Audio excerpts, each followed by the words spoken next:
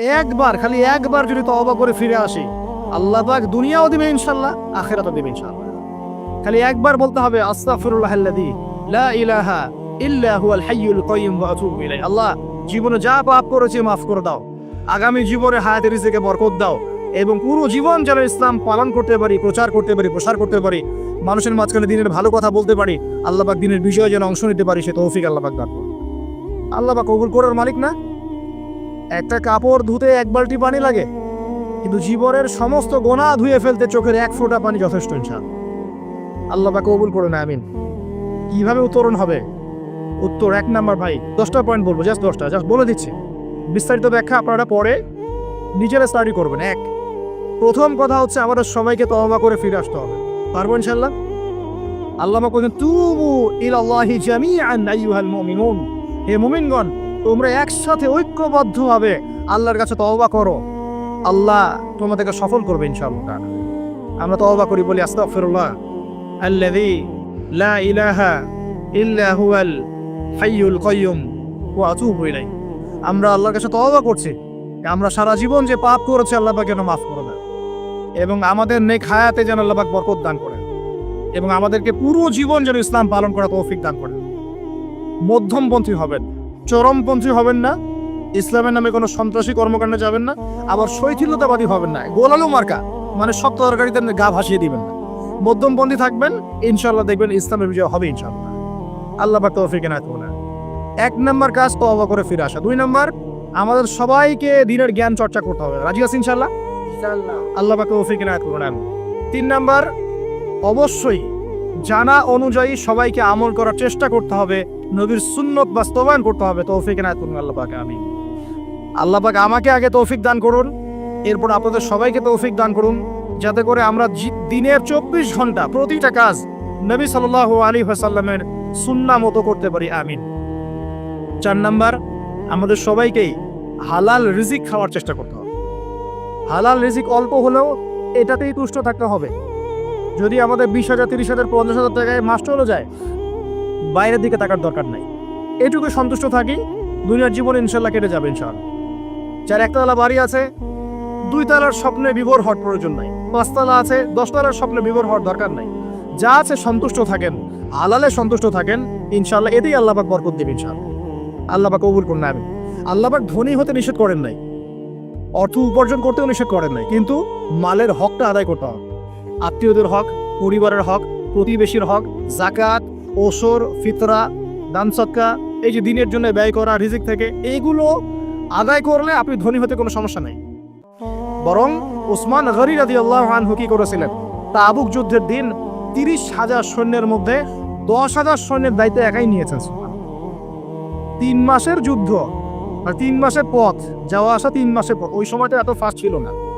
3 মাসের যাওয়া আসার রাস্তা, 30,000 সৈন্য, 1/3 খাওয়া পরা অস্ত্রশস্ত্র সব দায়িত্ব নিয়েছেন একজন ব্যক্তি, উসমান রাদিয়াল্লাহু আনহু। তাহলে কত বড় ধনী ছিলেন চিন্তা করে দেখি একটু। কিভাবে ধনী হয়েছেন? সুখে ছিলেন না ব্যবসা করেছেন? এই দেখেন, ইয়ামহাকুল্লাহু রিবা ওয়া ইউরবিস সাদাকাত, আল্লাহ পাক সদকায় বরকত দেন, রিবাকে ধ্বংস করে দেন। আর যারা সুদখোর তারা বলে ইন্নামাল বাইউ মিথলুর রিবা, সুদ আর ব্যবসা একই জিনিস, তারা বলে। আল্লাহ পাক বলছেন ওয়া হাল্লাল্লাহুল বাই'a ওয়া হাররামা রিবা, আল্লাহ পাক সুদকে হারাম করেছেন, ব্যবসাকে কি করেছেন? হালাল। উসমান রাদিয়াল্লাহু আনহু ব্যবসায়ী ছিলেন, ব্যবসা করে দেখেন কি করেছেন, আলহামদুলিল্লাহ। দুর্ভাগ্য, এটা দুঃখজনক যে নিজে টাকা খরচ করে রুমা কূপ করে দিয়েছেন, সেই কূপ থেকে মানুষটাকে শেষ বয়সে পানি পান করতে দেয় নাই, জানেন?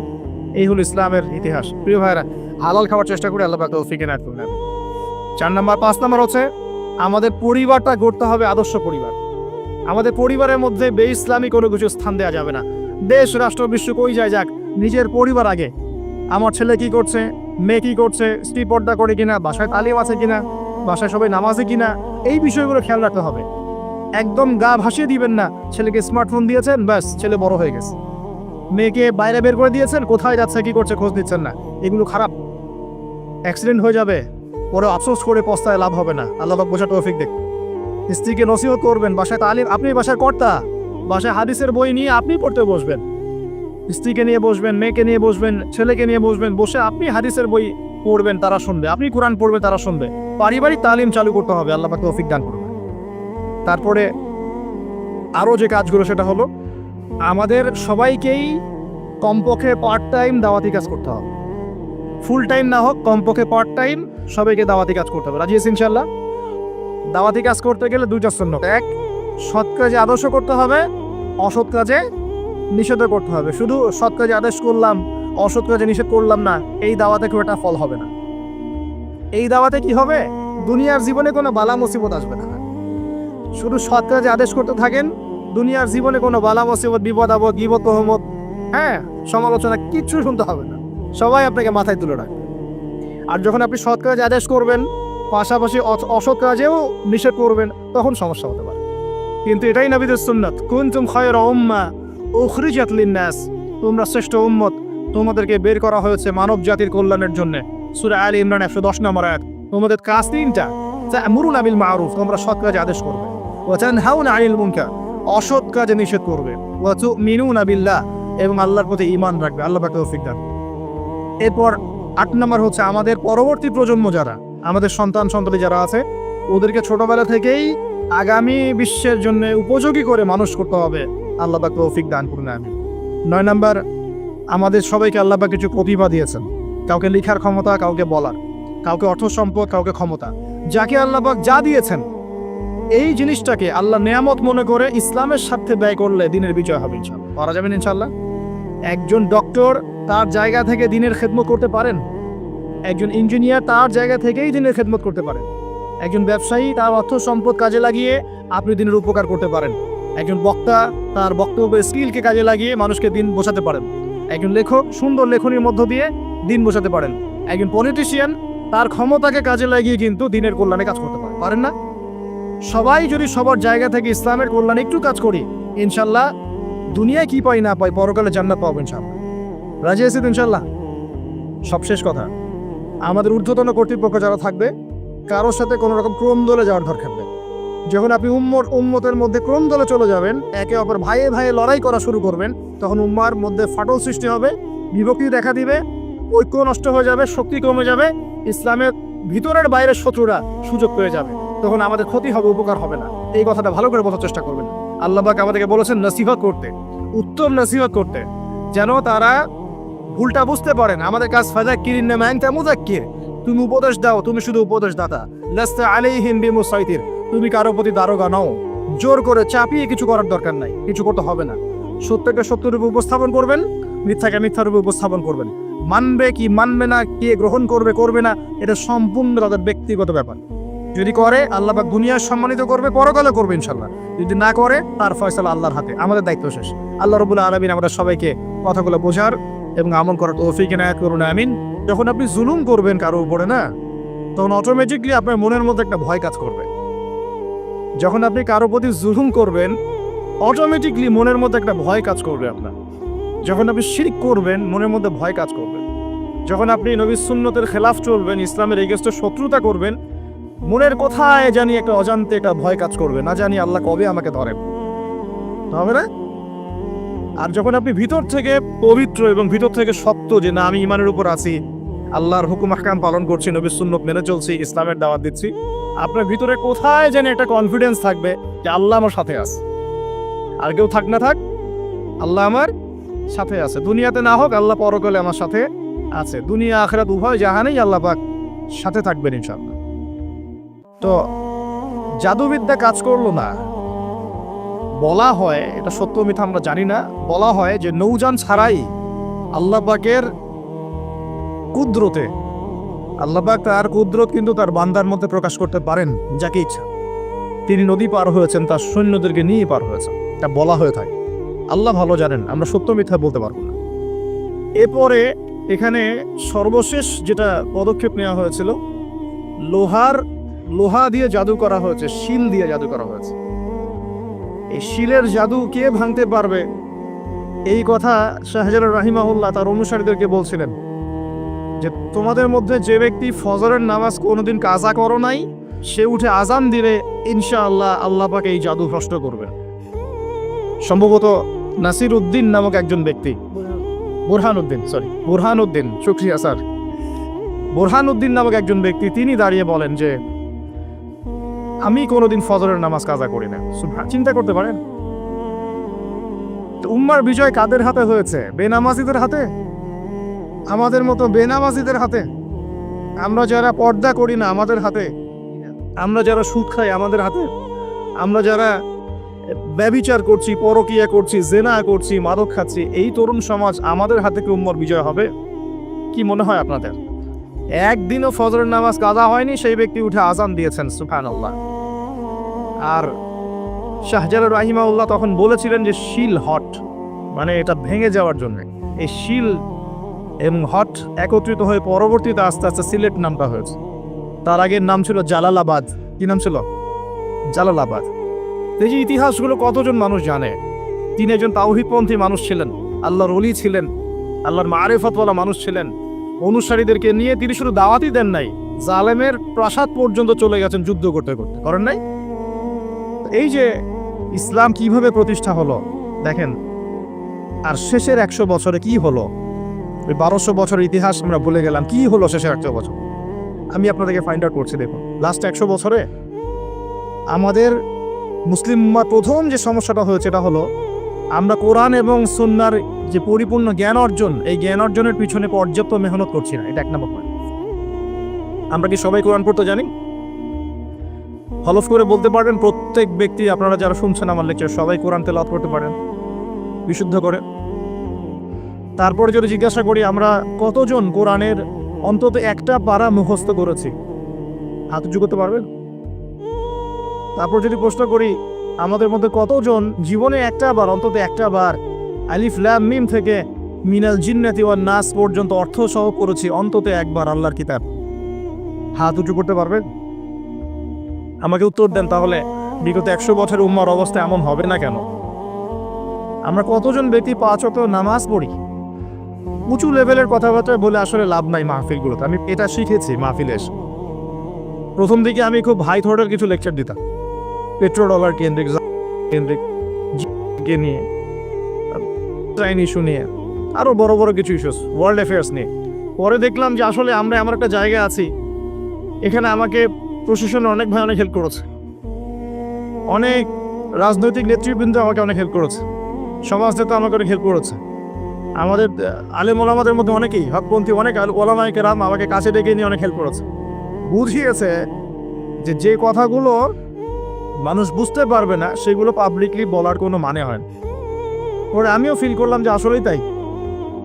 যেখানে আমি আলোচনা করছি ওইখানকার মানুষ নামাজ পড়ছে না, আমি সেখানে গিয়ে কিভাবে ইকোনমিক বিষয়গুলো বোঝাবো? আমি এমন একটা জায়গায় লেকচার দিচ্ছি যেখানকার মানুষ কোরআন তেলাওয়াত করতে জানছে না, আমি কিভাবে কোরআনের হুকুম আহকামগুলো প্রতিষ্ঠানের কথা বলবো?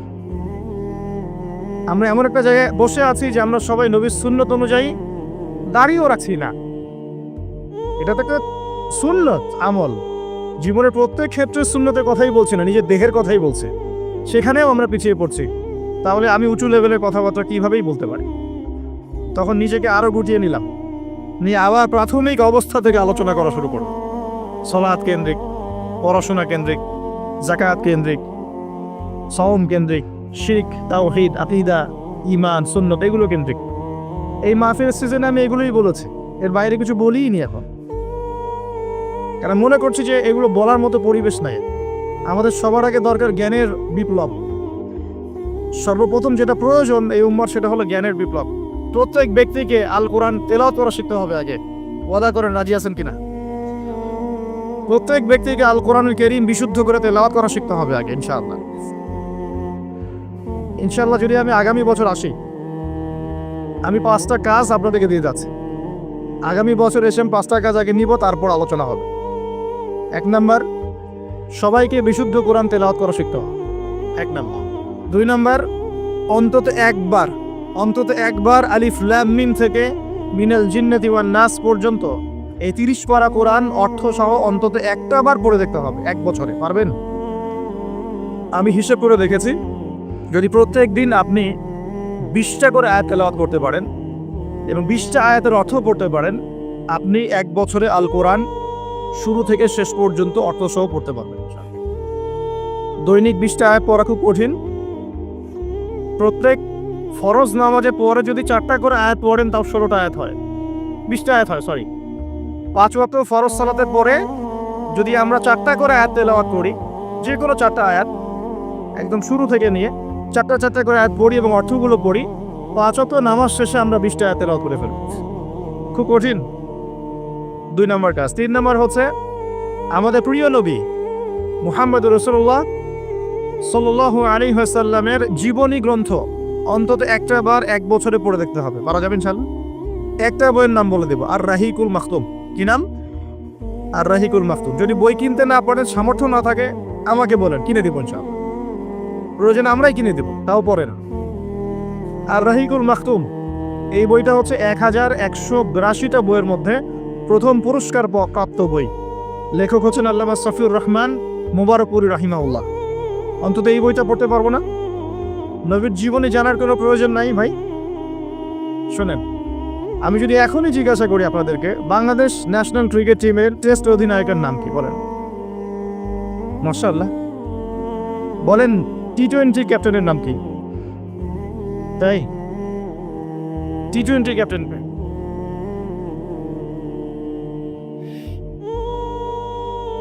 ওডিআই ক্যাপ্টেন কে?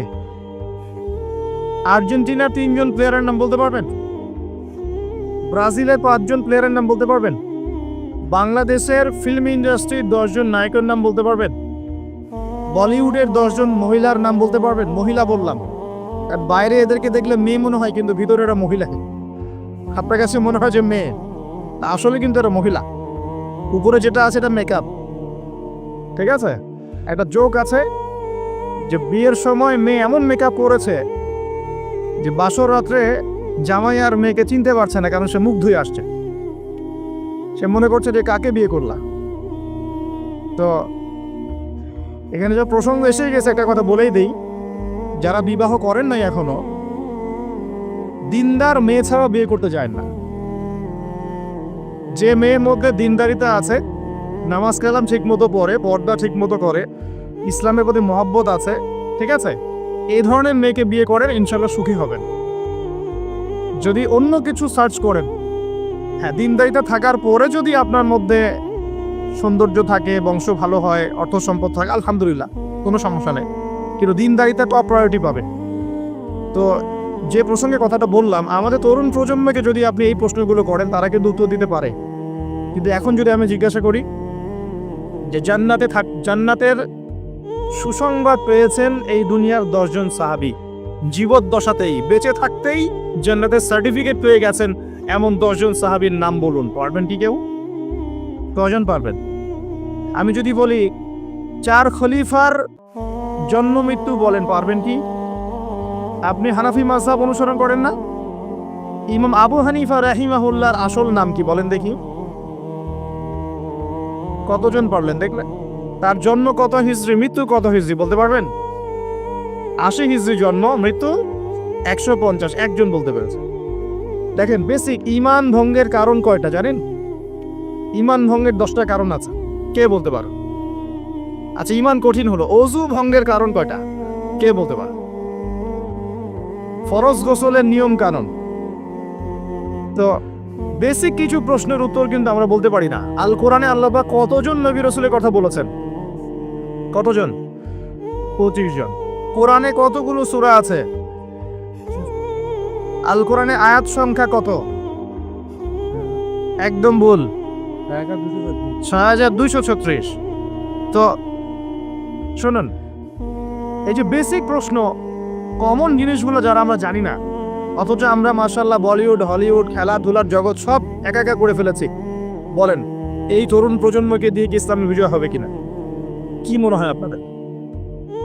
বিগত 100 বছরে আমরা কি করেছি, এই জায়গাটা একটু দেখেন। প্রথমত, আমরা দিনের বেসিক যে পড়াশোনার জ্ঞান অর্জন, এই জ্ঞান অর্জন থেকে আমরা মোটামুটি পিছিয়ে যাচ্ছি। আমরা মনে করছি যে এগুলো আলেম ওলামাদেরই কাজ, দায়ীদের, বক্তাদের, তাদেরই কাজ দিনকে নিয়ে ফিকির করা, আমাদের কোনো দায়িত্ব নাই। এটা কি ঠিক হবে? এই দিন কি আমাদের সবার না? বাংলাদেশ একটা রাষ্ট্র। বাংলাদেশ রাষ্ট্রটা কি শুধু পলিটিশিয়ানদের দ্বারাই টিকে থাকে? এখানে সাধারণ জনগণ আছে, পুলিশ প্রশাসন আছে, যুবক যুবতী আছে, শিশুরা আছে, বিভিন্ন অর্থনৈতিক সেক্টরে মানুষ আছে, ফাইন্যান্সের ক্ষেত্রে মানুষ আছে, মিলস, ইন্ডাস্ট্রিজ, ফ্যাক্টরিজ আছে, অনেক কিছু আছে। সব কিছু মিলেই কি একটা জাতি না? এখন যদি মোর একটা অংশের মানুষ দায়িত্ব ছেড়ে দেয়, শুধু প্রশাসন বলে যে আমরা দায়িত্ব পালন করবো না, আপনারা বোঝেন, তাহলে এই পুরো দেশের সিস্টেমটা কলাপস করবে না? শুধু ব্যাংকিং সিস্টেমে মানুষরা যদি বলে আমরা আর ব্যাংক চালাবো না, আপনারা চালান, যা করেন করেন, এই দেশের ইকোনমিক সেকশনটা কলাপস করবে না? যদি ব্যবসায়ীরা বলে আমরা কোনো ব্যবসা করবো না, শুধু এই যে এক্সপোর্ট ইম্পোর্ট অথবা এই যে ট্রানজ্যাকশন, মানে বাস ট্রাক যেটা আমরা বলি, শ্রমিক, মোটর শ্রমিক, তারাই যদি বলে আমরা আর গাড়ি ঘোড়া চালাবো না, জনগণ দোকান দিতে পারবে না? একটা রাষ্ট্র বলেন, সমাজ বলেন, উম্মাহ বলেন, টিকে থাকে সবার প্রচেষ্টার উপরে। সবাই যখন যার যার জায়গা থেকে তার দায়িত্ব পালন করে, তখন সে রাষ্ট্রের বিজয় কেউ ঠেকাতে পারে? কেউ পারবে না। একই জিনিস উম্মার ক্ষেত্রেও। আমরা যদি মনে করি যে আমরা এটা আলেম ওলামাদেরই কাজ, হ্যাঁ, হাফেজে কোরআন তারাই কোরআন চর্চা করবে, যিনি মুফতি মুহাদ্দিস তারাই ইসলাম নিয়ে পড়ে থাকবে, আমরা কিছু জানি না, তাহলে সমস্যা। আমাদের বেসিক জ্ঞান সবাইকে অর্জন করা উচিত। রাসূল সাল্লাল্লাহু আলাইহি ওয়াসাল্লাম বলছেন, তুলাবুল ইলমি ফরিদা আলা কুল্লি মুসলিম। প্রত্যেক মুসলমানের উপরে দিনের জ্ঞান অর্জন করাটা ফরজ করা হয়েছে। আমরা কি পড়াশোনা করবো ইনশাল্লাহ? একটু বেসিক পড়াশোনা করবেন, কোরআন পড়াটা শিখুন। অন্তত পক্ষে নবী সাল্লাল্লাহু আলাইহি ওয়াসাল্লামের 40টা হাদিস মুখস্থ করেন। বেসিক কিতাবগুলো পড়েন, যেমন রিয়াদুস সালেহিন, বুলুগুল মারাম, মিশকাতুল মাসাবি, হাদিসে আরবাঈন, ফায়জুল কালাম, বেসিক বইগুলো একটু পড়ার চেষ্টা করেন। নবী সিরাতগুলো পড়েন, ইসলামের ইতিহাসগুলো পড়েন, আকীদার বইগুলো পড়েন। এরপরে আপনি কোনো মাসআলায় ঠেকে গেলে ইমাম সাহেব আছেন, আলেম আছেন, মুহাদ্দিস আছেন, মুফতিরা আছেন, তাদেরকে জিজ্ঞাসা করবেন এবং তাদের সাথে পরামর্শ না করে দিন পালন করবেন না, অবশ্যই পরামর্শ করবেন। আল্লাহ পাক তৌফিক এনায়েত করুন। কাজ দিয়ে যাচ্ছি, কোরআন তেলাওয়াত শিখতে হবে, নবীর জীবনে একবার পড়তে হবে, একবার টপ টু বটম কোরআনের অর্থ পড়বেন। আরেকটা কাজ দিব, সেটা হলো নবী সাল্লাল্লাহু আলাইহি ওয়াসাল্লামের 40 হাদিস কমপক্ষে মুখস্থ করতে হবে। পারা যাবে ইনশাল্লাহ? 1 বছর সময় থাকলো, পারবেন তো ইনশাল্লাহ? উম্মাহ পিছিয়ে পড়ার কারণ প্রথমত জ্ঞান থেকে পিছিয়ে পড়া। শুধু এই জ্ঞান নয়, আমরা কিন্তু অনেক ক্ষেত্রে বিশ্বে যে জ্ঞানগুলো মানে প্রয়োজন হচ্ছে, যেমন আইসিটি, আপনার medical science, engineering, philosophy, economics, geopolitics, যে বিশ্বকে ডিল করতে যে জ্ঞানগুলো দরকার, এই জ্ঞানগুলো অর্জনের ক্ষেত্রেও কিন্তু আমরা অনেকে পিছিয়ে পড়ছি না? পড়ছি কি না? একজন ইমাম সাহেব কেন জানবেন না যে ওয়ার্ল্ডে কি হচ্ছে? কেন জানবেন না? জানা উচিত কি না? একজন মুফতি সাহেব কেন বুঝবেন না যে বিশ্বের অর্থনীতি কিভাবে চলছে? কেন বুঝবেন না? বুঝতে হবে কি না?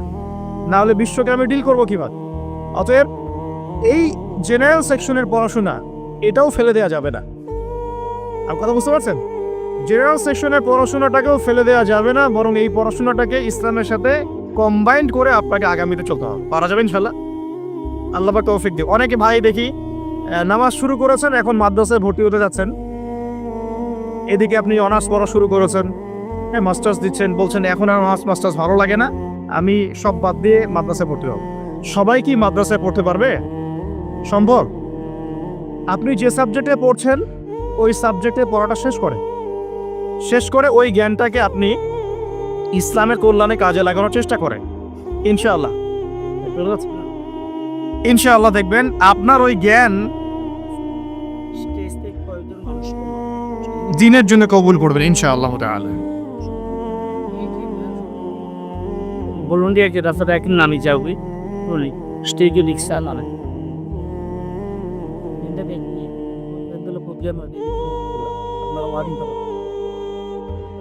মেহমান থাকলে তারা নিচে চেয়ার দিল। সমস্যা না না না থেকে একটু ঘুমাচ্ছি। ওকে, প্রিয় ভাইরা, যেটা বলছিলাম যে আমরা যদি চাই যে আমাদের দুনিয়া সাফল্য আসুক, পরকালে মুক্তি পাই, তো যেখান থেকে পিছিয়ে পড়েছি ওই জায়গাগুলো পূরণ করতে হবে। 1 নাম্বার পিছিয়ে পড়েছি আমরা জ্ঞান অর্জনের চর্চা থেকে। আমি রিকোয়েস্ট করব প্রত্যেক মুসলমান ভাই যেন দিনের অন্তত বেসিক পড়াশোনাগুলো করেন, জ্ঞান অর্জন করেন। আল্লাহ পাক তৌফিক এনায়েত করুন। সবচেয়ে বেশি প্রয়োজন আমাদের জ্ঞানের বিপ্লব, এবং এই জ্ঞান চর্চার মধ্য দিয়ে ইনশাআল্লাহ আমরা সমাজ পরিবর্তন করবো ইনশাআল্লাহ তাআলা। দেখুন, আইয়ামে জাহিলিয়াতের সেই 23 বছর পরিবর্তন হয়েছে কুরআন এবং সুন্নাহর জ্ঞানের মাধ্যমে। কিন্তু নবী সাল্লাল্লাহু আলাইহি ওয়াসাল্লাম এই কুরআন সুন্নাহর জ্ঞানকে সাহাবীদের মধ্যে ছড়িয়ে দিয়েছেন এবং তারা সেই জ্ঞানের আলোকে তাদের ব্যক্তি জীবন পরিবর্তন করেছেন, তাদের পরিবার পরিবর্তন করেছেন, তাদের আকীদা বিশ্বাস পরিবর্তন করেছেন। দুনিয়ার যে বস্তুবাদিতা, এখান থেকে পরকালের চেতনা জাগ্রত হয়েছে। আল্লাহ পাকের আদেশের সামনে আত্মসমর্পণের চেতনা নিয়েছেন। এক পর্যায়ে তারা কিন্তু দিনের জন্য সংগ্রাম করেছেন, কষ্ট স্বীকার করেছেন। প্রয়োজনে তারা কিন্তু মক্কা থেকে হিজরত করে মদিনাতেও চলে গেছে। মানে তারা সব কিছুই করেছেন, কিন্তু শুরুটা হয়েছিল কি দিয়ে? জ্ঞানের চর্চার মধ্য দিয়ে। তাহলে আমাদের প্রথম কি দরকার ভাই? কোরআন এবং হাদিসে কেন্দ্রিক জ্ঞানের চর্চা। আল্লাহ পাক সবাইকে করার তৌফিক এনায়েত করুন, আমিন। আর এই জ্ঞান চর্চাটার কথা বলি, একা একা হবে না। ওস্তাদ লাগবে কি না? টিচার লাগবে, ওস্তাদ লাগবে। যে যে সেক্টরে জ্ঞান অর্জন করছেন সেখানকার ওস্তাদদের সাথে সুসম্পর্ক রেখে বরেণ্য ওলামায়ে কেরামদের সাথে সহবতে থেকে আপনি জ্ঞানের চর্চা করেন, ইনশাআল্লাহ তাআলা আল্লাহ পাক আপনার জ্ঞানে বরকত দান করুন, আমি দোয়া করি। দ্বিতীয় যে বিষয়টা আমরা পিছিয়ে পড়েছি বিগত 100 বছরে, সেটা হলো আমরা জানি অনেক কিছুই, জানা অনুযায়ী আমল সবাই করি না। এটা হচ্ছে দ্বিতীয় রিজন। আমরা অনেক সময় অনেক বড় বড় কথা বলি, কিন্তু কথা অনুযায়ী কাজ নাই। অনেক কিছু জানি ঠিকই, কিন্তু আমল করতে পারি না। আমরা একটা সূত্র ফলো করলেই জানা অনুযায়ী আমল করতে পারবো ইনশাআল্লাহ। আমি কি সূত্রটা বলে দিব? সূত্রটা হচ্ছে, একজন ব্যক্তিত্ব আছে আমাদের সামনে, সেই ব্যক্তিত্বকে হুবাহু কপি পেস্ট করতে হবে। কাট পেস্ট আছে না, কপি পেস্ট, এরকম কপি পেস্ট করতে হবে একজন ব্যক্তিত্বকে। তার নাম মুহাম্মদুর রাসূলুল্লাহ সাল্লাল্লাহু আলাইহি ওয়াসাল্লাম। আজকে রাত্রে লেকচার শুনলেন, বাসায় গিয়ে ঘুমাবেন, এমনি এমনি ঘুমাবেন না। ঘুমানোর আগে বিসমিল্লাহ বলে লাইটটা অফ করবেন, বিছানাটা বিসমিল্লাহ বলে ঝাড়বেন, ঠিক আছে? ওয়াশরুম থেকে পারলে অজু করে আসবেন, মশারি দিচ্ছেন, লাইটস অফ করছেন, পাত্র যেগুলো আছে সেগুলো একটু ঢেকে রাখবেন বিসমিল্লাহ বলে, দরজা লাগাবেন বিসমিল্লাহ বলে। এরপর 3 বার পড়বেন সূরা ইখলাস একবার, সূরা ফালাক একবার, সূরা নাস একবার, পরে হাত একত্রিত করে ফু দিয়ে গা মাসাহ করবেন। এই কাজটা 3 বার করবেন। একবার আয়াতুল কুরসি পড়বেন, সূরা বাকারার 255 নম্বর আয়াত, আল্লাহু লা ইলাহা ইল্লা হুয়াল হাইয়ুল কাইয়ুম, এটা শেষ পর্যন্ত। এরপর সূরা বাকারার শেষে 3টা আয়াত পড়বেন, লিল্লাহি মা ফিস সামাওয়াতি, এখান থেকে ফানসুরনা আলাল কওমিল কাফিরিন পর্যন্ত।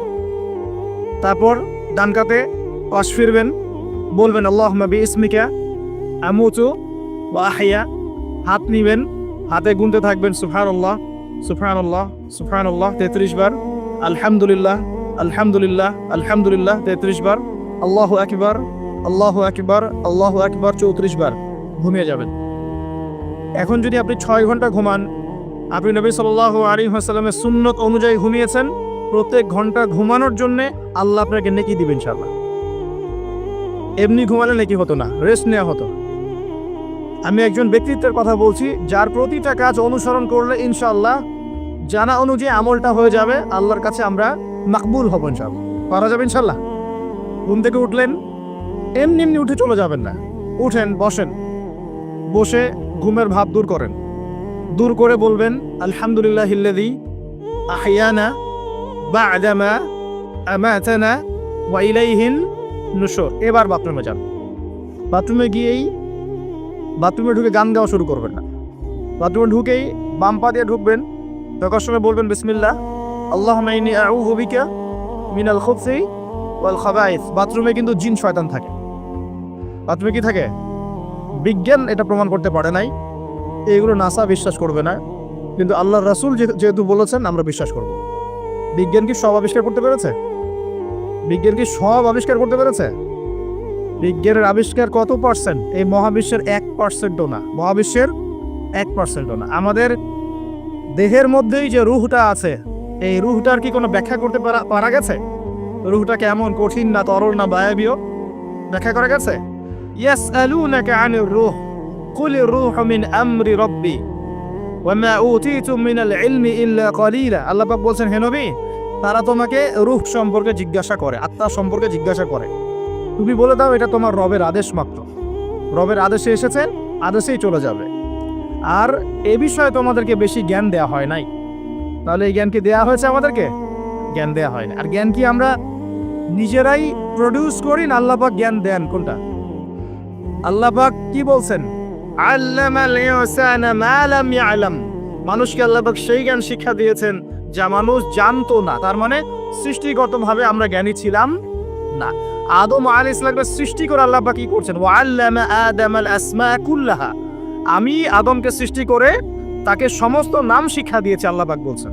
আদম আলাইহিস সালাম কি সৃষ্টিগতভাবে জ্ঞানী ছিলেন নাকি আল্লাহ পাক তাকে জ্ঞানী করেছেন? কোনটা? আল্লাহ পাক জ্ঞানী করেছেন। সো জ্ঞান কার পক্ষ থেকে আসে? আল্লাহর পক্ষ থেকে। এটাই হচ্ছে ওয়াকুলিল হাক্কু মির রাব্বিকুম, হক বা সত্য জ্ঞান তোমার রবের পক্ষ থেকে আসে।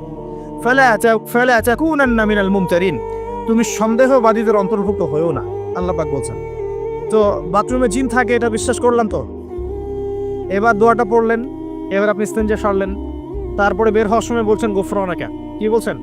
গুফরান। আরেকটা দোয়া আছে আলহামদুলিল্লাহিল্লাযী আযহাবা আনিল আযান ওয়া আফানি গুফরানাকা। ওযু করবেন, ওযুর আগে বলবেন বিসমিল্লাহ।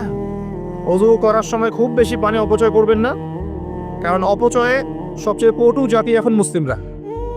অপচয়ে সবচেয়ে পটু জাতি মুসলিমরা। রাষ্ট্রীয় সম্পদ অপচয় করে, গ্যাস অপচয় করে, তেল অপচয় করে, পানি অপচয় করে, সময় অপচয় করে, সবই অপচয় করে। নিজের হায়াতও অপচয় করে। এই তরুণ যুব সমাজ নিজের হায়াত অপচয় করে। অপচয় করে না? অনলাইন কত হায়াত খেয়ে ফেলছে আমাদের। আর ওখানে গেলে আপনি কতটুকু ভালো পাবেন? ভালো যতটুকু পাবেন তার চেয়ে বেশি খারাপ পাবেন। ভালো যতটুকু পাবেন তার চেয়ে বেশি খারাপ পাবেন। হয়তো বলতে পারেন ভাই আপনাদের লেকচার শুনছি অনলাইনে, শুনছেন ঠিক আছে, কিন্তু লেকচার শোনার মাঝখানে অ্যাড চলে আসে না? লেকচার শুনলেন ভালো কথা আলহামদুলিল্লাহ, একটু পর দেখবেন একটা নগ্ন মেয়ের ভিডিও চলে আসতেছে, একটা গান চলে আসতেছে। আর এগুলো সব অ্যালগোরিদম। অ্যালগোরিদম কিন্তু মুসলিমরা আবিষ্কার করেছিল। এখন সেই অ্যালগোরিদম নিয়ে পশ্চিমারা কি করেছে? অ্যালগোরিদম দিয়ে আপনার ব্রেনটাকে সেভ করা হয়েছে। মানে আপনি যেই ভিডিওটা একটু বেশি সময় দেখবেন, ঠিক আছে, বা যে বিষয়ে একটু কথাবার্তা বলবেন, দেখবেন সেটা ওরা ক্যাচ করবে। ক্যাচ করে আপনি যখন পরে এই ফেসবুকে ঢুকবেন, দেখবেন সেই ভিডিও আপনার সামনে, ওই সিমিলার ভিডিওস আপনার সামনে আসতেই আছে। ওরা কিন্তু অ্যালগোরিদম দিয়ে আপনাকে ট্রেস করেছে। মানে আপনি ফেসবুক চালাচ্ছেন না, ফেসবুক আপনাকে চালাচ্ছে এখন। কথা বুঝতে পারছেন? আচ্ছা, আসুন সামনে যাই।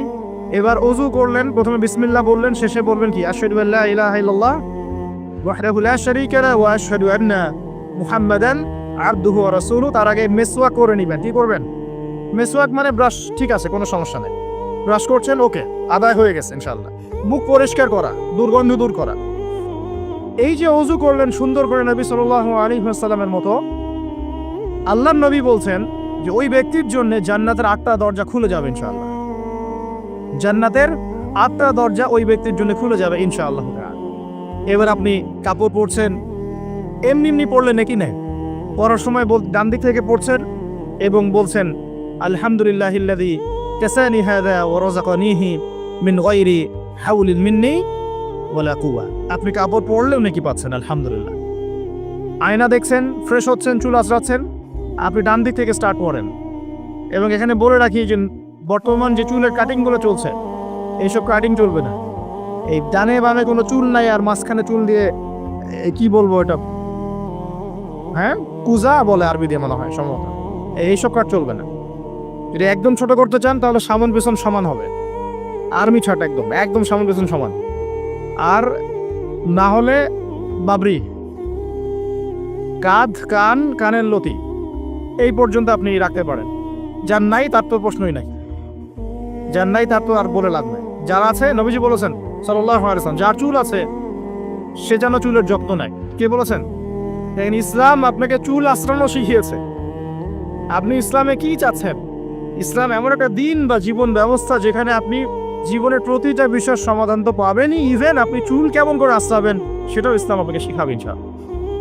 হায়েজ হয়েছে, নেফাস হয়েছে, হ্যাঁ, ওযু ইস্তেঞ্জা করেছেন, টয়লেট করেছেন, কিভাবে পবিত্রতা অর্জন করবেন, গোসল ফরজ হয়ে গেছে, কিভাবে গোসল করবেন, কিভাবে নামাজ পড়বেন, কিভাবে পরিবার চালাবেন, কেমন করে ব্যবসা করবেন, কেমন করে সমাজ চালাবেন, কোন বিষয়টা বলা বাকি আছে কোরআন এবং হাদিসে? বলেন তো, একটা বিষয় দেখাতে পারবেন যেটা কোরআন এবং সুন্নাহয় নাই?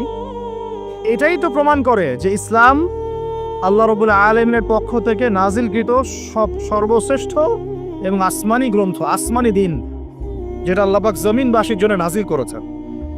কিভাবে আপনি কম্পেয়ার করবেন কোনটা সত্য কোনটা মিথ্যা? আপনি সবগুলো ধর্মগ্রন্থ নিয়ে বসে দেখেন যে প্রত্যেকটা ধর্মগ্রন্থের মধ্যে কি জীবনের প্রতিটা বিষয়ের সমাধান আছে কিনা। ঘেটে দেখেন। যদি দেখেন যে না, সবগুলো ধর্মগ্রন্থ ঘেটেছি, শুধু কোরআন এবং হাদিসে পেয়েছি যেখানে প্রতিটা বিষয়ের সমাধান আছে, তাহলে নিঃসন্দেহে এটা আল্লাহ পাকের পক্ষ থেকে এসেছে। সহজ। আর যখন জেনে যাবেন এটা আল্লাহর পক্ষ থেকে এসেছে, তখন আমাদের কর্তব্য তার সামনে আত্মসমর্পণ করা। আল্লাহ পাক আমাদের সবাইকে পরিপূর্ণ মুসলমান হওয়ার তৌফিক দান করুন। ওযু শেষ, এবার যাবেন নামাজে। নামাজে যাওয়ার সময় বাসা থেকে বের হচ্ছেন, আল্লাহর রাসূল শিখিয়েছেন আপনাকে বলতে হবে বিসমিল্লাহ, বিসমিল্লাহি তাওয়াক্কালতু আলাল্লাহ ওয়ালা হাওলা ওয়ালা কুওয়াতা ইল্লা বিল্লাহ। বের হলেন, আপনার সাথে একজন ফেরেশতা থাকবেন ইনশাআল্লাহ, শয়তান দূরে চলে যাবে ইনশাআল্লাহ। মসজিদে যাচ্ছেন, যাওয়ার সময় চুপচাপ থাকবেন না, দোয়া পড়বেন, জিকির করবেন। একটা দোয়া আছে, এটাও পড়তে পারেন। আল্লাহ নবী পড়তেন, তিনি বলতেন আল্লাহুম্মা ইজআল ফি কলবি নূরা, হে আল্লাহ আমার কলবে নূর দাও, ওয়া ফি লিসানি নূরা, আমার লিসান বা জিহ্বায় জবানে তুমি নূর দাও, ওয়া ফি সামঈ নূরা, আমার শ্রবণ ইন্দ্রিয়তে নূর দাও, আলো দাও। ঠিক আছে? ওয়া ফি বাসরি নূরা, আমার দৃষ্টি শক্তির মধ্যে নূর বা আলো দাও। ওয়া আন ইয়ামিনি নূরান, আমার ডান দিকে আলো দাও। ওয়া আন শিমালি নূরান, আমার বাম দিকে আলো দাও। আল্লাহুম্মা ইজআল ফি নাফসি নূরা, আল্লাহ আমার নফসের মধ্যেই তুমি নূর বা আলো দাও। এরকম দোয়া আছে, আরো অনেক শব্দে আসছে। এটা ছোটটা বললাম, এটা বড় ভার্সনও আছে। এই দোয়াটা অনেক বড়, তো এই দোয়াটাও পড়তে পারেন। নূর বা আলো কার পক্ষ থেকে আসে? দুনিয়াতে যদি আমরা এই জাহেলি পরিবেশে, অন্ধকারাচ্ছন্ন সমাজে আমরা যদি আলো চাই, আল্লাহর নূর ছাড়া কোনো গতি নাই। আল্লাহ পাক নূর দিলে আপনি আলো পাবেন। আল্লাহ পাক খিদর আলাইহিস সালামকে নূর দিয়েছিলেন না? নৌকা কেন ফুটা করছেন মানুষ বুঝতে পারছে না, খিদর আলাইহিস সালাম বুঝতে পারছেন ফুটা না করলে সমস্যা আছে, জলদস্যু নিয়ে যাবে। মনে আছে গল্পটা? কোন সূরায়? কোন সূরা? সূরা কাহফ। বাচ্চাকে কেন হত্যা করলেন মানুষ বুঝতে পারছেন না, মুসা আলাইহিস সালামও বুঝতে পারছেন না। খিদর আলাইহিস সালাম বলছেন এই বাচ্চাকে হত্যা না করলে বড় হয়ে বড় কাফের হতো, আর পুরো বাবা মাকেও পর্যন্ত কাফের বানাতো।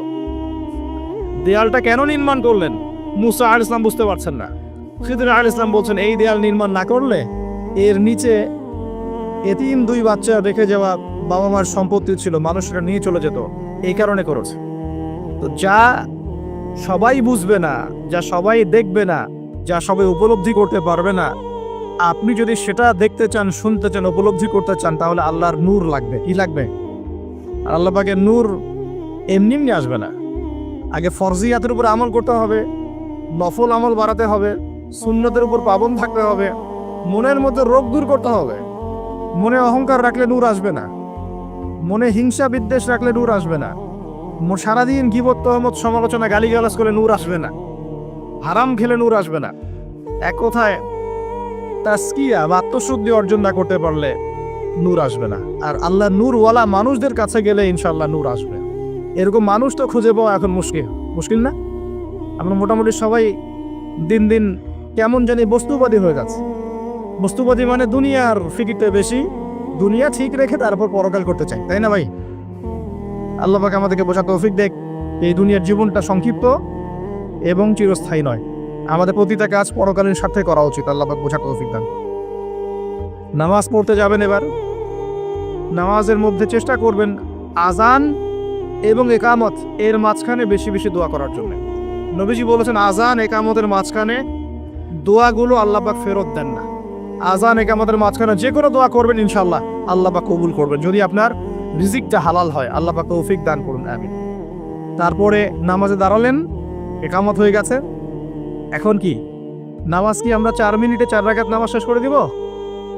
আমরা কি 3G 4G 5G নামাজ পড়বো, নাকি নবী সাল্লাল্লাহু আলাইহি ওয়াসাল্লামের মতো ধীর স্থিরভাবে নামাজ পড়বো? কোনটা?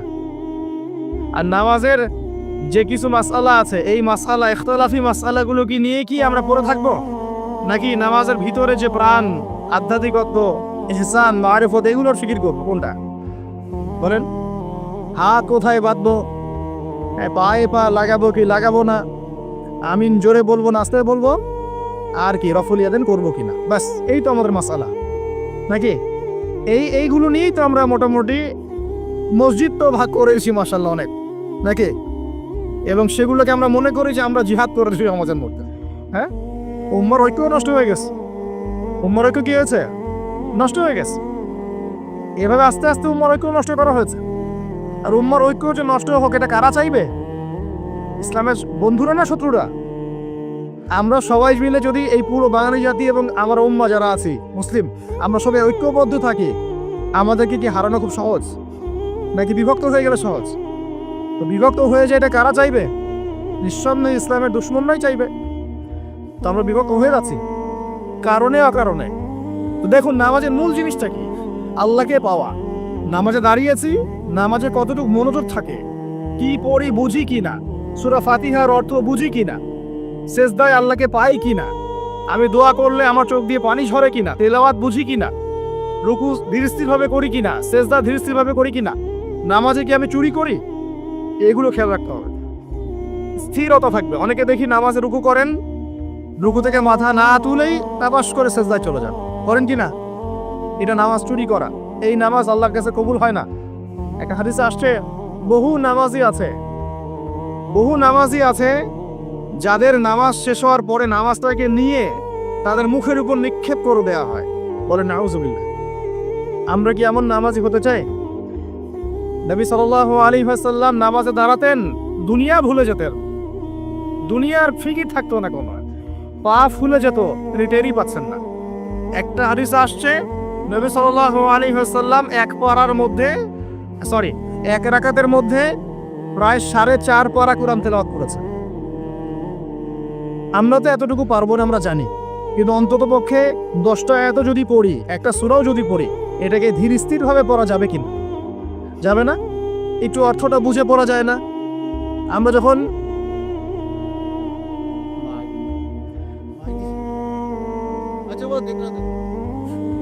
আচ্ছা ঠিক করতেছে, আপনারা অপেক্ষা করেন। আমরা যখন সূরা ফাতিহা পড়ি, আল্লাহ পাকের সাথে আমরা কিন্তু কথোপকথন করি। আপনি কি জানেন? এই হাদিসে শোনেন, যখন আল্লাহু আকবার বলে দাঁড়াই এবং সূরা ফাতিহা সানার পরে সূরা ফাতিহা স্টার্ট করি, আমরা বলি আলহামদুলিল্লাহি রাব্বিল আলামিন। আল্লাহ পাক উত্তর প্রদান করেন, বলেন হামিদানি আব্দি। আমরা বলি আর রহমানির রহিম। আল্লাহ পাক বলেন ইসনা আলাইয়া আব্দি। আমরা বলি মালিকি ইয়াউমিদ্দিন। আমরা বলি যখন, আল্লাহ পাক তার উত্তর দেন, বলেন মাজ্জাদানি আব্দি। আমরা বলি ইয়াকা না'বুদু ওয়া ইয়াকা নাস্তাঈন। আল্লাহ পাক বলেন হাযা বাইনি ওয়া বাইনা আব্দি। আমরা দোয়া করি, বলি ইহদিনাস সিরাতাল মুস্তাকিম সিরাতাল্লাযীনা আন'আমতা আলাইহিম গায়রিল মাগদুবি আলাইহিম ওয়ালাদ-দাল্লিন। এরপর আল্লাহ পাক বলেন ওয়ালি আব্দি মা সাআলা। আমার বান্দা যে পথ চেয়েছে আমি তাকে তা দিলাম। এই যে নামাজে আল্লাহর সাথে আমরা মোনাজাত করি, মোনাজাত মানে আল্লাহর সাথে চুপে চুপে কথা বলা। মোনাজাত মানে কি? শুধু এটাকেই মোনাজাত বলে না। মোনাজাত মানে আল্লাহর সাথে চুপে চুপে কথা বলা। আমরা আল্লাহর সাথে ফিস করে ভাবে নামাজে কথা বলি। কতজন ফিল করি? প্রিয় ভাইরা, নামাজ পড়বো ধীর স্থির ভাবে। ওয়ামা খালাকতুল জিন্না ওয়াল ইনসা ইল্লা লিয়াবুদুন। আল্লাহ পাক বলছেন, আমি মানুষ আর জিন জাতিকে শুধুমাত্র আমার ইবাদত করার জন্যই সৃষ্টি করেছি। সো এত তাড়াহুড়ার কিছু নাই। নামাজ পড়তেই দুনিয়া আসছি, আল্লাহর হুকুম আহকাম পালন করতেই দুনিয়া আসছি। একটু হোক না, দোকানটা 5টা মিনিট পরেই না হয় খুললে, ঠিক আছে, ক্ষেত খামারে 5টা মিনিট পরেই না হয় গেলে, কি এমন হয়ে যাবে? ফরজ নামাজটা অন্তত পক্ষে ধীর স্থির ভাবে পড়েন। বাসায় গিয়ে আপনি সুন্নাত পড়তে পারেন, কোনো সমস্যা নেই। নফল নামাজ আপনি ইচ্ছা মতো পড়েন, আল্লাহ পাক তৌফিক দান করবেন। নামাজ শেষ হয়ে আমরা কি উঠে চলে আসবো, নাকি একটু সুন্নত আছে? নামাজ শেষ করার পর আরো সুন্নত আছে। নামাজ শেষ করার পরে একবার বলতে হয় আল্লাহু আকবার, তারপর 3 বার বলতে হয় আস্তাগফিরুল্লাহ আস্তাগফিরুল্লাহ আস্তাগফিরুল্লাহ। একবার বলতে হয় আল্লাহুম্মা আনতাস সালাম ওয়া মিনকাস সালাম তাবারাকতা ইয়া যাল জালালি ওয়াল ইকরাম। আরো বলতে হয় আল্লাহুম্মা আইন্নি আলা যিকরিকা ওয়া শুকরিকা ওয়া হুসনি ইবাদাতিকা। এগুলো পড়তে হবে না? গুরুত্বপূর্ণ সুন্নত। যখন সুন্নতের উপর আমল না করব, তখন তো সারা জীবনে সুন্নত প্রতিষ্ঠা হবে না। তারপরে একবার আয়াতুল কুরসি পড়তে হয়। নবীজি বলেছেন সাল্লাল্লাহু আলাইহি ওয়াসাল্লাম, যে ব্যক্তি প্রত্যেক ফরজ নামাজের পর আয়াতুল কুরসি তেলাওয়াত করে, মৃত্যু ছাড়া জান্নাতে যাওয়ার জন্য কোনো বাধা নাই তার। আলহামদুলিল্লাহ, মরে গেলে জান্নাতে চলে যাবে ইনশাআল্লাহ। এরপরে আরো আছে আল্লাহুম্মা লা মানি লিমা আতাইত ওয়া লা মুআতি লিমা মানা'ত ওয়া লা ইয়ানফা'ু যাল জাদ্দি মিনকাল জাদ। আরো অনেক দোয়া কালাম আছে। 33 বার সুবহানাল্লাহ, 33 বার আলহামদুলিল্লাহ, 33 বার আল্লাহু আকবার, তারপর কালিমা শাহাদা। তারপরে একবার সূরা ফালাক, একবার সূরা নাস, একবার সূরা ইখলাস। এগুলো পড়ে উঠে আসবেন। আমরা কিন্তু এই শূন্যগুলোর চাইতে এখন ওই মোনাজাতকে বেশি গুরুত্ব দিই, তাই না? মোনাজাত করলেন, উঠে চলে গেলেন। সুন্নতগুলো আমল করবে কে? মোনাজাত তো অপেক্ষায় বসে আছেন, সালাম ফিরে হয়ে গেছে, ব্যাস মোনাজাত 1 মিনিট শেষ, আলহামদুলিল্লাহ শেষ করলেন, কিন্তু সুন্নতগুলো আমল করবে কে? সুন্নতটা কি সরে গেল না? আমি তর্ক করতে আসিনি এই বিষয় নিয়ে। করেন বুঝলাম, আপনি করেন, ঠিক আছে করেন, কিন্তু সুন্নত আমলটা করবে কে? এই জিকির আজগার তাসবিহ তাহলিলগুলো কে পড়বে? তাহলে ওগুলো তো পড়তে হবে নাকি? ওগুলো তো পড়তে হবে। তাসবিহ তাহলিল জিকির আজগার শেষ করেন, আল্লাহ পাক তৌফিক এনায়েত করুন। এরপরে আসেন, এবার যে নামাজ থেকে বের হয়ে গেলাম, এখন কেউ যাবে চাকরির ক্ষেত্রে, কেউ ব্যবসায়, কেউ পড়াশোনায়, হ্যাঁ, কেউ সমাজে, বিভিন্নজন বিভিন্ন জায়গায় চলে যাব না নামাজ শেষে? আচ্ছা, এখন ঘুমালাম নবীর মতো, উঠলাম নবীর মতো, দাঁত ব্রাশ করলাম, মাশাআল্লাহ, মেসওয়াক করলাম, ওযু করলাম, ইস্তিনজা করলাম, নামাজে গেলাম, নামাজও পড়লাম, সব কিছু নবীর মতোই করলাম সাল্লাল্লাহু আলাইহি ওয়াসাল্লাম। এখন কি ব্যবসায় গিয়ে মাপে কম দিতে পারবো? বলেন, কথা বলেন। এখন আসল জায়গায় আসেন। নামাজ তো আলহামদুলিল্লাহ পড়লাম, জিকির আজগার করলাম, তাসবিহ তাহলিল করলাম, কোরআনও তেলাওয়াত করলাম, মাশাআল্লাহ, আল্লাহ পাককে বলে আসলাম, আল্লাহ তোমারই ইবাদত করি, তোমার কাছেই সাহায্য চাই, আর কারো কাছে চাই না। এখন কি বের হয়ে আমি যখন চাকরিতে যাব বা ব্যবসায় যাব বা অন্য সেকশনে যাব, এখন কি আমি ব্যবসায় গিয়ে মাপে কম দিতে পারবো কিনা? এখন কি আমি পণ্যে ভেজাল দিতে পারবো কিনা? এখন কি আমি মিথ্যা কসম করে পণ্য বিক্রি করতে পারবো কিনা? এখন চাকরির ক্ষেত্রে গেলে আমি কি ঘুষ নিতে পারবো কিনা? আমি কি সুদ খাইতে পারবো কিনা? আমি কি বাজারে কৃত্রিম সিন্ডিকেট তৈরি করতে পারবো কিনা? বাজারে একটা রেট চলছে, আমরা পলিসি করে দামটাকে মজুত করে বাড়াই দিলাম, মানুষকে ভোগান্তিতে ফেললাম, পারবো কিনা? এখানে কি আমানতের খেয়ানত করতে পারবো কিনা? দায়িত্ব অবহেলা করতে পারবো কিনা? এখানে গিয়ে আমি দুনিয়ার সামান্য স্বার্থে পরকাল বিসর্জন দিতে পারবো কিনা? পারবো? যদি পারি, তাহলে আমরা শুধু নামাজে মুসলিম হয়েছি, জীবনের সব ক্ষেত্রে এখনো মুসলিম হতে পারি নাই। আর যদি আমরা জীবনের সব ক্ষেত্রে মুসলমান হতে পারি, তাহলে ইসলামের বিজয় আসবে ইনশাআল্লাহ। আমার কথা কি বোঝা যাচ্ছে না কঠিন হচ্ছে? এখন পরিবারে আসলাম, তো পরিবারটা ইসলামী আদর্শে করবো না? আমার বাচ্চা কাচ্চা ইসলাম শিখবে না? আমাদের বাসার মেয়েরা মায়েরা পর্দা করবে না? আমার বাসায় তালিম থাকবে না? নাকি অপসংস্কৃতি থাকবে? নামাজ পড়ে এসেই রিমোটটা নিয়ে বসে যাব এই বেহায়া সিরিয়াল দেখার জন্য? নাকি মোবাইল ফোনে ঢুকে যাব পর্নোগ্রাফি দেখার জন্য? নামাজ পড়ে বের হয়ে কি সিগারেট ধরাবো? বন্ধুদের পাল্লায় বসে মাদকের আসরে বসবো? নাকি মেয়ের পিছনে ঘুরবো? নামাজ তো পড়লাম, এখন কি হবে? প্রিয় ভাইরা, যদি আমরা প্রকৃত অর্থেই মন থেকে নামাজ আদায় করতে পারি, নামাজ যদি কবুল হয়, আল্লাহ রসুল বলছেন নামাজ মানুষকে পাপাচার থেকে দূরে রাখে। আল্লাহ পাকও বলছেন ইন্নাস সালাত তানহা আনিল ফাহশাই ওয়াল মুনকার, নিশ্চয়ই নামাজ মানুষকে সমস্ত পাপাচার থেকে দূরে রাখবে ইনশাআল্লাহ। তার মানে যদি বিশুদ্ধ করে নামাজ পড়তে পারি, আমার পক্ষে সহজ হবে পরিবারটা ইসলামিকভাবে গড়া, আমার পক্ষে সহজ হবে ব্যবসা বাণিজ্য ইসলাম মেনে চলা, চাকরিতে ইসলাম মেনে চলা। সমাজের দায়িত্ব যদি পাই, এখানে কি আমি ন্যায় বিচার করবো না অন্যায় করবো? জুলুম করবো না ইনসাফ প্রতিষ্ঠা করবো? খেয়ানত করবো না আমারও দায়িত্ব বজায় রাখবো? আল্লাহ পাক তৌফিক এনায়েত করুন, যেন জীবনের প্রতিটা ক্ষেত্রে আমরা ইসলাম ফলো করতে পারি। আমরা পিছিয়ে পড়েছি সুন্নতের অবহেলার কারণে, জ্ঞানের চর্চা ছেড়ে দেওয়ার কারণে, জানা অনুযায়ী আমল না করার কারণে, এবং ইসলাম জীবনের সমস্ত ক্ষেত্রে বাস্তবায়ন না করার কারণে। আমি কি বোঝাতে পারছি ভাই? আরো পিছিয়ে পড়েছি হারাম রিজিক খাওয়ার পিছনে। হারাম রিজিক খেয়েছি, দোয়া কবুল হচ্ছে না, পিছিয়ে পড়ছি আমরা পিছিয়ে পড়েছি আমাদের মা বোনদের পর্দার গাফেলতির কারণে। আপনি যদি কোনো সমাজকে ধ্বংস করতে চান, তাহলে ওই সমাজের মধ্যে বেহায়া মেয়েদেরকে, নগ্ন মেয়েদেরকে ছড়িয়ে দেন। যদি আপনি কোনো সমাজকে ধ্বংস করতে চান, যুব সমাজের মধ্যে মাদক ছড়িয়ে দেন। আপনি যদি কোনো সমাজকে ধ্বংস করতে চান, তাহলে সমাজের নেতৃত্ব প্রদানকারী মানুষদেরকে করাপ্টেড বানিয়ে দেন, সমাজ ধ্বংস হয়ে যাবে। আমরা কিন্তু দিন দিন এই কাজগুলো করেছি। আমাদের যুব সমাজের মধ্যে মাদক ছড়িয়ে গেছে না? মেয়েদের মধ্যে বেপরদামি ছড়িয়ে গেছে না? এই তো কয়েকদিন আগে দেখলেন না, ফ্রি মিক্সিং নিয়ে এতদিন ধরে কথা বলে আসছি, দেখলেন না টিচার কি করলো মেয়েদের সাথে? আপনি মেয়েকে পড়াচ্ছেন একজন পুরুষ টিচারকে দিয়ে। 10টা মেয়ে পড়ছে একটা ব্যাচে প্রাইভেট করে, একটা পুরুষ টিচার পড়াচ্ছে। 2 দিন পর ঘটনা ঘটে যাচ্ছে, হচ্ছে না?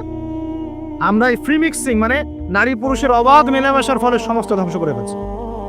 মেয়েদের একটা ফাংশন আছে, মেয়েদের ফাংশন মেয়েদের ক্ষেত্রে, ছেলেদের ফাংশন ছেলেদের ক্ষেত্রে, একে যখন আপনি মিশ্রিত করে দিবেন, এরকম দুর্ঘটনা ঘটবে, প্রতিনিয়তই ঘটবে, কেউ ঠেকাতে পারবে না। নসিহত করে কি হবে? কারণ নসিহত করে তো সব হচ্ছে না। যাদের হাতে এই ক্ষমতাগুলো আছে তারা যদি সমাজের মধ্যে ফ্রি মিক্সিংটাকে রোধ করতে পারেন, সমাজের মধ্যে ইনশাল্লাহ দেখবেন একটা সাম্য আসবে, ব্যালেন্স আসবে, এবং ছেলে মেয়েদের মধ্যে এই অবাধ মেলামেশা কমে যাবে ইনশাল্লাহ। অবাধ মেলামেশার ফলে জেনা বেড়েছে, ধর্ষণ বেড়েছে, পরকীয়া বেড়েছে, আর অনেক কিছু হয়েছে। একটা বাচ্চা মেয়ে পর্যন্ত এখন সেফ হচ্ছে না, বাচ্চা মেয়েকে পর্যন্ত মানুষ ধর্ষণ করে দিচ্ছে না। আমরা আমাদের ছেলে মেয়েদের জন্য কোন পরিবেশ সমাজ রেখে যাচ্ছি ভাবতে হবে তো। আল্লাহ পাক আমাদেরকে বোঝার তৌফিক দান করুন। আমাদের মা বোনদেরকে পর্দা রাখতে হবে। প্রিয় ভাইয়েরা, এটার থেকে গাফিলতির কারণে আমরা পিছিয়ে পড়েছি, আরো পড়েছি। ওই যে বললাম দায়িত্বহীনতা, মানে আমরা মনে করি দিনের দায়িত্ব শুধু আলেম ওলামাদের। এই দায়িত্বহীনতার কারণে আমরা সবাই দিনের ক্ষেত্রে আস্তে আস্তে আস্তে অনেকটা পিছিয়ে আসছি। আরও আছে কারণ হচ্ছে ইসলামের ভিতরে, ইসলামের লেবাসে পোশাকে অনেক মুনাফিক ঘোরাফেরা করছে, এরাও ইসলামকে পিছিয়ে দিচ্ছে। ইসলামের প্রকাশ্য শত্রু যারা সারা বিশ্ব থেকে মুসলিমদের নাম নিশান মিটিয়ে ফেলতে চায়, এরা বিভিন্ন এজেন্ডা মুসলিম সমাজে বাস্তবায়ন করছে। এই সমাজে এই এজেন্ডাগুলোর কারণেও মুসলমানরা আজকে পিছিয়ে পড়ছে। আরও কারণ আছে, অর্থনৈতিকভাবে ইসলামিক ভিত্তি আমাদের স্ট্রং হচ্ছে না, আমাদের সুদের সাথে আপোষ করতে হচ্ছে, এই কারণে আমরা পিছিয়ে পড়ছি। আরও ব্যাপার আছে, একটা জাতি উন্নত হয় কিভাবে? ওই যে কিম জং উনকে দেখেন, চিনেন? কিম জং উনকে চিনেন? কোথাকার প্রেসিডেন্ট। তার দেশের মানুষ খাবার খেতে পারে না, আর সে মিসাইল বানায় বসে বসে। আর আমেরিকা পশ্চিমা থেকে ভয় দেখায় না, দেখেছেন? ওই উত্তর কোরিয়া হামলা চালাতে হলে 100 বার চিন্তা করতে হবে পশ্চিমাদেরকে। হ্যাঁ, কারণ সে 8-10টা মুসলিম কান্ট্রির মতো না, যাদের কাছে এরকম কোনো অস্ত্র নাই। কথা বুঝতে পারছেন? ওকে অত সহজে কিন্তু কেউ আক্রমণ করবে না। তারপরেও আবার চায়নার সাথে ওর বন্ধুত্ব আছে, রাশিয়ার সাথে ওর বন্ধুত্ব আছে, ঠিক আছে? এর একটা অ্যালায়েন্স, এটাকে জিও পলিটিক্যাল ভাষায় ওদের অ্যালায়েন্স বলে। তো ওরা শক্তিশালী হলো কিভাবে? শুধুমাত্র ফাইন্যান্স দিয়ে না, এখানে পলিটিক্যাল ভিত্তি শক্ত, অস্ত্র শস্ত্রও তাদের আছে। এখন বহির্বিশ্বের শত্রুরা ওদের দিকে চোখ তুলতে পারছে না, এত সহজ না। তো দেখেন, আমাদের পিছিয়ে পড়ার এগুলো কারণ আছে। মুসলিম কান্ট্রিগুলোর দিকে তাকায় দেখেন, কয়টা মুসলিম কান্ট্রি এইসব ক্ষেত্রে স্বয়ংসম্পূর্ণ? কয়টা কান্ট্রি দেখবে না? বিশ্বকাপ আয়োজন করে বেড়াচ্ছে, বিশ্বকাপ ফুটবল আয়োজন করে বেড়াচ্ছে, পাশে ইয়েমেন সিরিয়ার মানুষ না খেয়ে মরে যায়, দেখার সুযোগ নেই।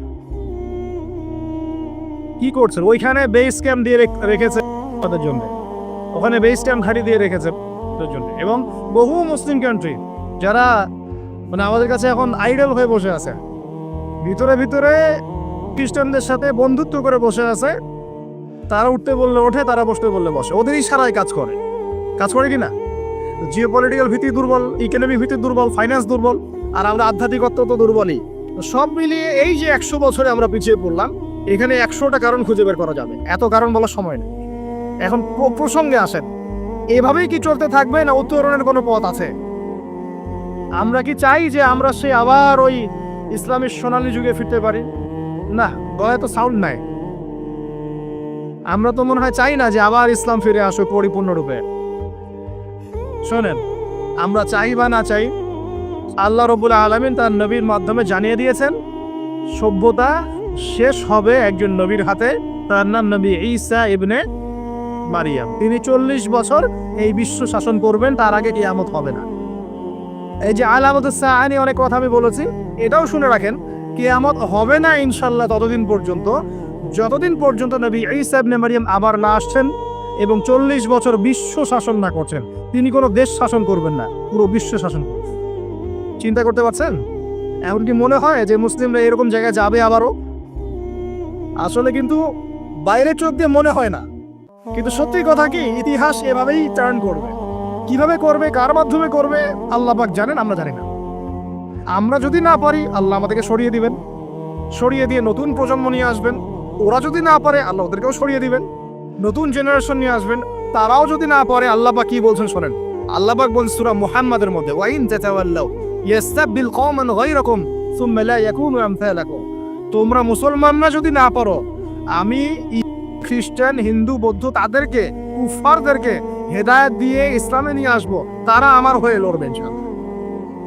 এটা আল্লাহ পাকের হিকমা। দেখছেন না দিন দিন মানুষ মুসলিম হচ্ছে না, দিন দিন বহু মানুষ মুসলমান হচ্ছে, কিন্তু দেখছেন এটা কিন্তু রেভলিউশন হচ্ছে, ইসলামের দিকে মানুষ আসছে। যত আক্রমণ হচ্ছে ইসলামের দিকে, তত বেশি মানুষ ইসলাম কবুল করছে আলহামদুলিল্লাহ। আর আমরা পিছিয়ে পড়ছি। এই যে আমরা যে গরু খাওয়া মুসলিম হয়েছি, আমরা যে জুমার দিন নামাজ পড়া মুসলিম হয়েছি, আমরা মুসলিম পরিবারে জন্মগ্রহণ করে আব্দুর রহমান আব্দুর রহিম নাম নিয়ে বসে আছি, কিন্তু আসলে রহমানের বান্দার বৈশিষ্ট্য কি আমি জানি না। আল্লাহ পাক আমাদেরকে হেফাজত করুন, আমিন।